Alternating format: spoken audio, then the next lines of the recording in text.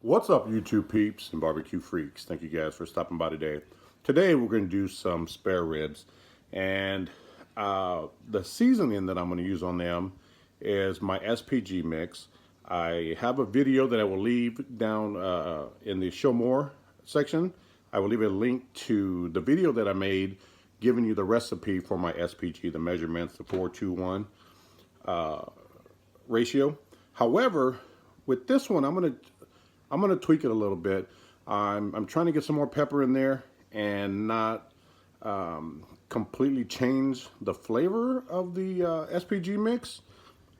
I don't know how much the extra pepper that I add or how much is going to change it. Hopefully it doesn't change it too much, but we're going to experiment a little bit with it. So I'm going to alter the measurements a little bit, and I'll make sure to discuss them in this video. And I'm also going to add a little bit of paprika to this one just for a little color. I'm going to try this out on some ribs. I'm going to keep it simple and to see how they turn out. So again, I'm just kind of tweaking, messing around with my SPG mixture, and you know, seeing if I like this one better compared to the last one. So we'll see. Anyway, let's get into the video. All right, so in this bowl, we're gonna take our salt and mixture, or salt, pepper, garlic mixture, and put it in this bowl. And I'm using kosher salt, coarse black pepper, granulated garlic, and just regular paprika. You don't want to use the table stuff because the finer powders will tend to clump up more. So we're going to go 4 tablespoons of kosher salt.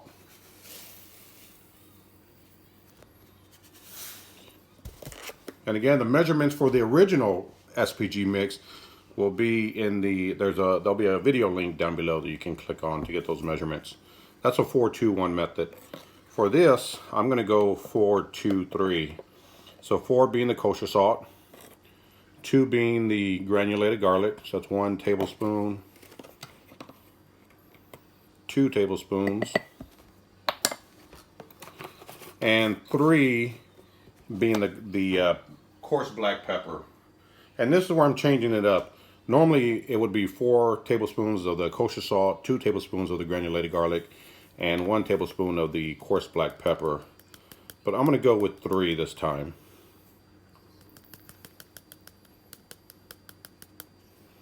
A couple things. I'm wanting to get more of a peppery flavor, but I'm also wanting to get those pepper flakes on the meat. I want to be able to see them more when I rub the meat down. And for the paprika, this is new. This isn't in the original recipe, but I'm going to go with half a tablespoon. Again, this is just for a little color.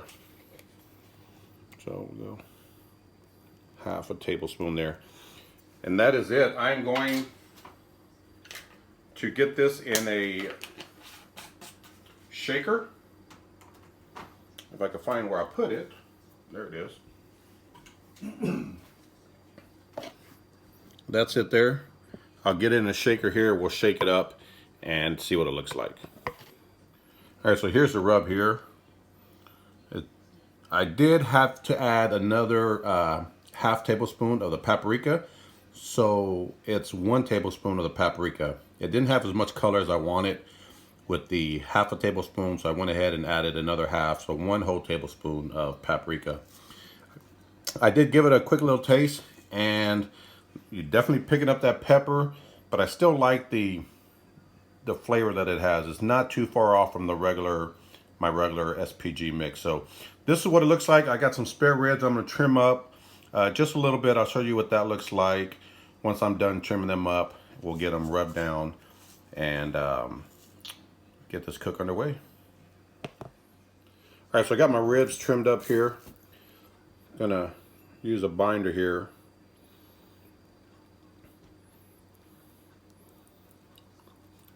The binder is just some mustard mixed with a couple of other things. It's something that I'm kind of playing around with as well, seeing how it works, this binder. So I'm not going to say what's in it just yet, other than some mustard. So we'll get this, let's give it a light, or a nice even coating. The back side. Get it flipped over. Some more of this binder here.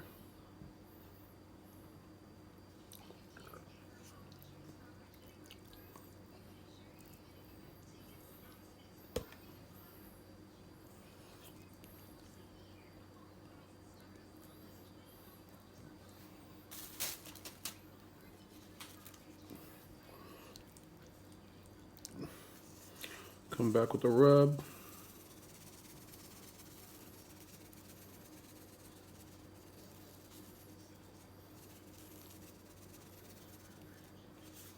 And that is it. We're going to cook this on my Weber Kettle. I'm going to use my slow and sear, and I'm going to use cherry wood for the smoke. So we're going to let this set. I'm going to go get the Weber fired up, and then I'll pick back up. All right, you guys, so I got the ribs on. Got the slow and sear. Got to add some water here in just a second. Got some pecan. I'm using my Inkbird here to monitor the pit temp. And if you notice, I got the rib tips away from the heat. These rib tips here, there isn't any fat really in these rib tips, so they'll dry out quickly. So I want to keep them away from the heat and not towards the heat. So that's why I have it set up this way. So I'm going to shut the vents down to almost completely closed. And I'll leave the top vent about halfway open. And we're going to let it cook. We'll see how long it takes. I'm not shooting for an exact temp, cook temp, but probably around 275 is I think where I'm going to try to keep it. So that's what the ribs look like. I'll pick back up once we start spritzing. All right, so this is what the ribs are looking like about 1 hour and 25 minutes in. I just sprayed them. I'm spritzing them with apple juice, and that's all that I'm using. But this is what they're looking like. This is what they're looking like so far. So I'm pretty happy with this right now.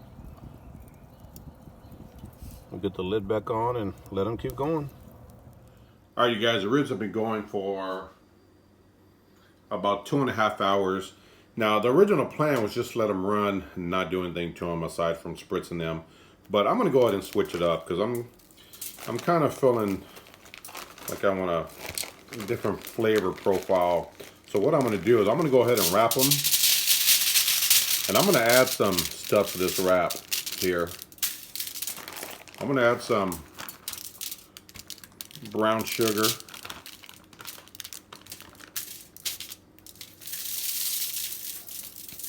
I'm going to come back, add some honey to this.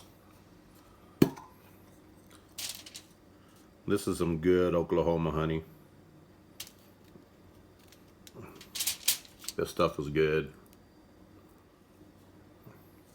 All right, next, I'm just going to add some butter to that.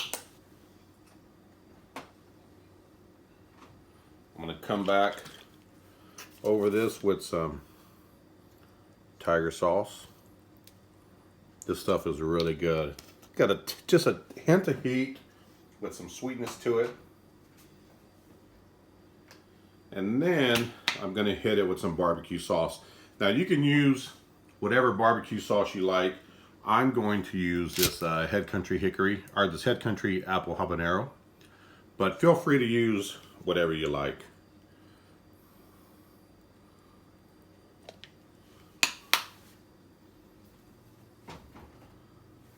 And then I'm going to hit it with a little bit of that SPG mixture that we made up. That should do it. We'll lay the ribs down on top and kind of repeat the process a little bit on the back side. Okay, I got the ribs here. We're going to lay these meat side down on all that goodness. All right, and then we're going to come back and just add some more brown sugar on top. We're going to add some some more butter as well.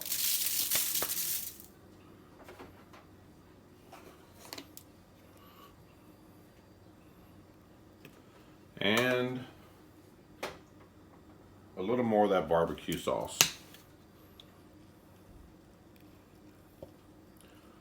Get it wrapped up, get it back on the pit, and let it go for another hour. We'll check it in an hour and see what they look like. And make sure you double wrap this so those bones don't poke through.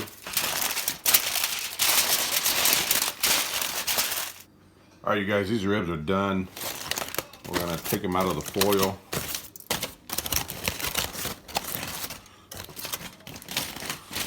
Got some nice pullback on these. You know what, I'm just gonna, you'll see it here in just a second. Let me get this foil out of the way.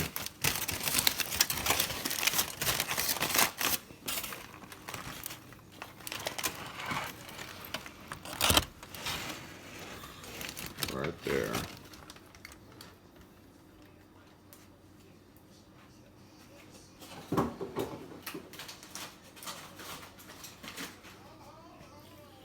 These are what the back of the ribs look like.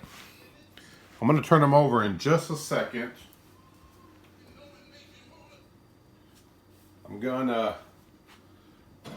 I am going to sauce them, but I'm going to do something a little different than what I normally do. Normally I would sauce the whole rack and then put it back on. But what I'm going to do that's a little different is I'm going to go ahead and slice them first, and then just sauce the ribs that I'm gonna, like, if this was like a turn-in box, I'd slice them and then just sauce the ribs that I'm going to turn in. They're cutting really well, so I like that. I can definitely tell they're tender.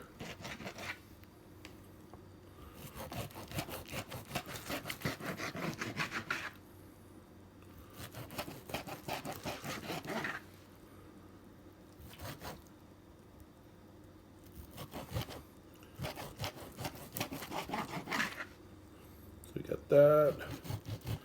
And I think I'm going to leave it at, to get that bone out of there. I think I'm going to leave it at that. So these side bones I'm going to go ahead and remove for now. So that's what the rib looks like right out of the pit, right off of the pit.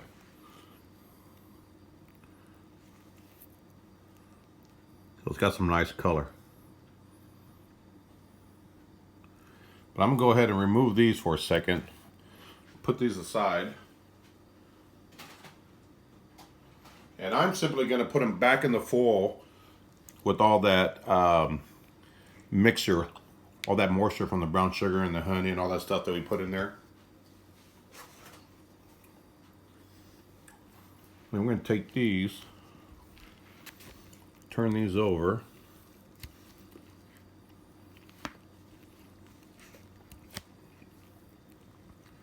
Man, look at this. Can you see that? It looks nice. And part of what I'm working on here also is that, you know, in competitions, normally I'll sauce the whole ribs, and then when I go to cut them, I got to turn them upside down so the meat is on the cutting board, and then cut them. But what that does is kind of affects the top part if you're not careful. You can scrape off some of that rub and just kind of mess with the appearance of the rib. But if I could cut them first, sauce them afterwards, I think I can help prevent that from happening. So I'm gonna bring you up real quick. Just go aerial view, just kind of show you what these look like. And then I'm gonna get them sauced up. They already have some really nice color to them. So I'm going to get these sauced up and get them back on the pit. And I'm going to use that same barbecue sauce you saw me put in the foil. So it's going to be the Head Country Hickory, or the Head Country Apple Habanero that I'm going to use. Alright, so I've got my sauce here, and I'm going to treat these like I would if I was doing this at a competition, as far as trying this technique, slicing them first before saucing. I'm going to cut through that a little bit.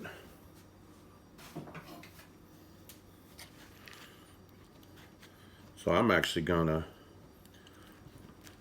sauce the whole rib, even the sides. Just a light coating.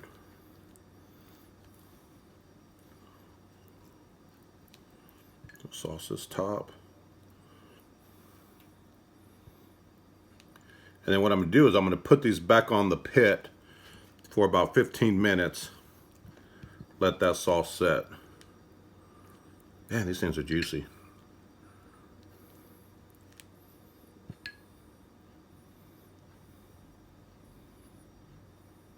Good gosh almighty, they're juicy.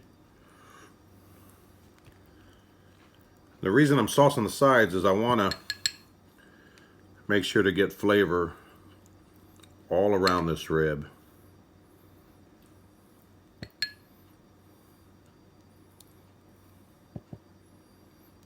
Alright, I got the ribs all sauced up, and what I'm going to do is I'm going to come back with that SPG and just give it a light sprinkle over the top. And what I'm aiming for is to just kind of give a little extra, make sure these ribs pop when I turn them into the judges and as they take a bite. So this is what they look like right now. I'm going to get them back on.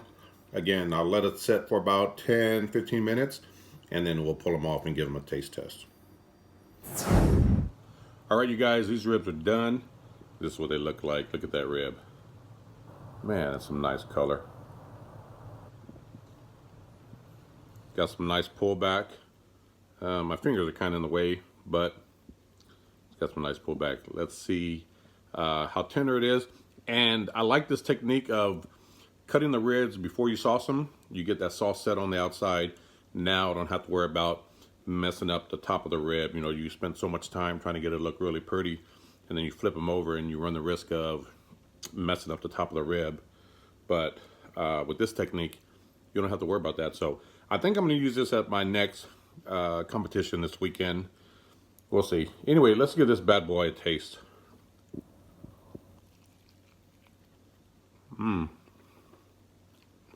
Nice bite. Really, really tender. Man, that rib was excellent. That SPG, I'm definitely picking up the extra pepper that I added to it. I'm kind of digging this measurements, or this new SPG mix that I played around with here. I think it gave it a great color. They were looking really nice before I even decided to sauce them or wrap them and, you know, put all the stuff that I did into them. I think had I left them unwrapped, they would have still been a beautiful looking rib, a good tasting rib. Again, the whole wrapping thing was the last minute for me, and I'm glad I did, because this is a damn good rib. Again, it's got great bite. You know, great bite to it. Get out of this lighting. Got some great bite, nice color. Look at that. Man, adding that little rub on top definitely gives it a little pop there at the end. So anyway, quick little video, quick little rib video. Hope you guys enjoyed it. I will see you guys next time. Take care.